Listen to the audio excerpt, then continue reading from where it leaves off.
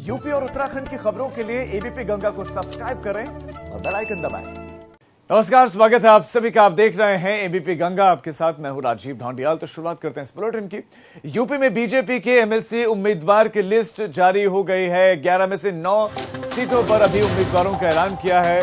बड़ी खबर इस वक्त एमएलसी चुनाव के संबंध में 11 में से 9 सीटों पर उम्मीदवारों का ऐलान कर दिया है। बीजेपी ने उम्मीदवारों के नामों का ऐलान किया है और अब सीधा बिना देर के रुख करते हैं हमारे संवाददाता अनुभव शुक्ला का। वो और ज्यादा अपडेट से जानकारी देंगे।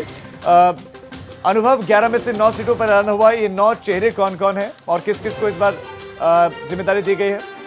देखिए, बिल्कुल एबीपी गंगा ने पहले दर्शकों को बता दिया था कि बीजेपी आज जो है वो अपने जो ये शिक्षक और स्नातक एमएलसी के चुनाव होने, इसके कैंडिडेट का नाम अनाउंस कर सकती है। और एक बार फिर हमारी खबर पर मुहर लगी है। कुल 11 में से 9 जो सीटें हैं उनमें 5 जो खंड स्नातक की हैं उसके कैंडिडेट्स के नाम घोषित हो गए हैं, लेकिन जो 6 सीटों पर जो शिक्षक एमएलसी के चुनाव होने उनमें 2 सीटों पर अभी कैंडिडेट के नाम अनाउंस नहीं किए गए। उनमें गोरखपुर और फैजाबाद की जो खंड शिक्षक की सीट है वो, और दूसरी जो वाराणसी खंड शिक्षक की सीट है उस पर अभी नाम घोषित नहीं किए गए।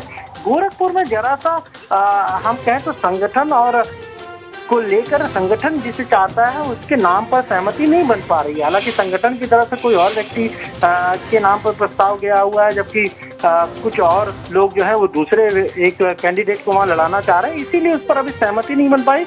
और दूसरी जो वाराणसी की का जो है खंड शिक्षक की सीट है उस पर भी अभी कैंडिडेट के नाम के अनाउंसमेंट नहीं की गई है। आज क्योंकि प्रधानमंत्री खुद वाराणसी को सौगात दे रहे हैं, प्रदेश अध्यक्ष स्वतंत्र देव सिंह भी वहां मौजूद है, तो हो सकता है कि वहां पर जो डिस्कशन होना है उसके बाद ठीक है, यानी कि चर्चा के बाद नाम का ऐलान किया जा सकता है जो 2 सीटों पर रह गया। आपका अनुभव इस तमाम जानकारी के लिए बहुत शुक्रिया।